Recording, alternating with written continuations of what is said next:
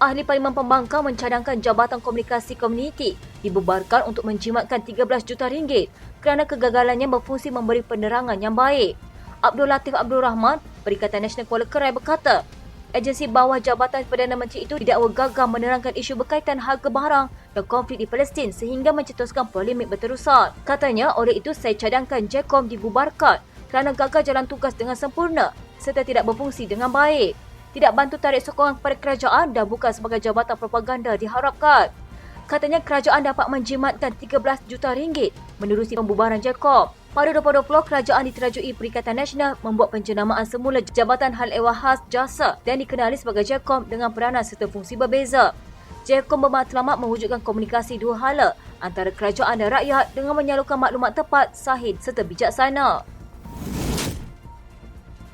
Kerajaan telah membelanjakan 700 juta ringgit sejak 2020 hingga 2022 untuk promosi, iklan dan publiciti untuk kerajaan.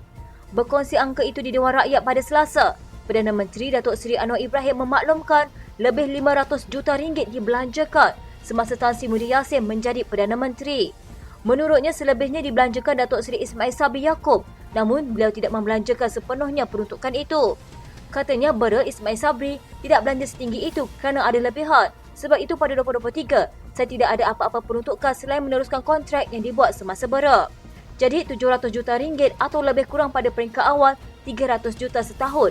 Itu saya melanggar peraturan dan tata kelola dan keterlaluan. Oleh itu saya telah mengarahkan perbelanjaan mulai tahun depan. Kerana tahun ini saya hanya mengambil kontrak sedia ada menerusi kontrak dipersetujui oleh Bermakna tahun 2023 tiada peruntukan. Untuk 2024, saya telah mengarahkan Kementerian Kewangan tidak meluluskan lebih daripada 100 juta ringgit.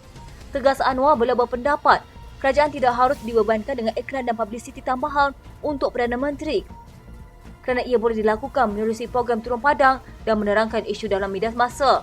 Beliau berkata demikian di Dewan Rakyat bagi menjawab persoalan Perabakaran Pakatan Harapan Batu berkaitan perbelanjaan promosi, iklan dan publiciti kerajaan dari tahun 2020 hingga 2022. Datuk Rosul Wahid, Perikatan Nasional Hulu Terengganu, kemudian bangkit bertanya berapakah jumlah peruntukan bagi poster melibatkan Perdana Menteri Anwar. Menurutnya, beliau pergi ke Kuala Selangor dan dakwanya sepanjang jalan malah setiap 1 kilometer ada poster Perdana Menteri. Katanya, saya lihat di tepi jalan, saya pergi ke Kuala Selangor, boleh dikatakan sepanjang jalan setiap 1 kilometer ada gambar Perdana Menteri. Berapakah belanja untuk hal tersebut? Anwar kemudian menjawab seperti mana saya sebut, billboard yang ada itu adalah dalam perjanjian pada tahun 2022 dengan Saya tidak ada perjanjian baru. Perjanjian itu adalah untuk promosi sama ada Perdana Menteri. Iklan dan program itu diteruskan berdasarkan perjanjian pada 2022. Kerana pada 2023 tidak ada perjanjian peruntukan baru.